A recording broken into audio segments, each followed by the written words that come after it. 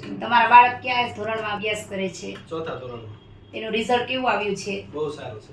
તેને ટકા કેટલા આવેલા છે? અને ટકા છે 98.85%। જે વાલી, શિક્ષકો અને વિદ્યાર્થી દ્વારા જે મહેનત કરવામાં આવે છે એના વિશે તમે શું કહેવા માંગો છો? બહુ સારી મહેનત સારી કરી છે અને બહુ સારું ભણતર છે।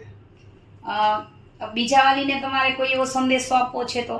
ના, બહુ સારી સ્કૂલ છે અને એટલે આપણા ઇલાકામાં જો બધા કરતા પહેલા નંબરમાં હોય તો મંગલમ સ્કૂલ છે।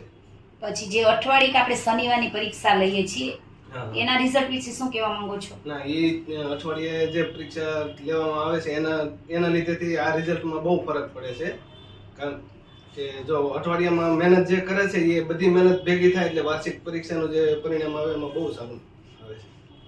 પછી જે વર્ષ દરમિયાન આપણે અલગ અલગ પ્રવૃત્તિઓ થાય છે હા, એના વિશે શું કહેવા માંગો છો? ના, બહુ પ્રવૃત્તિઓ પણ બહુ સારી છે। બધી જે આપણે હમણાં મંગલમનો મનોરથ ગયો એવા બધા કાર્યક્રમ બધી રીત બહુ સારું છે।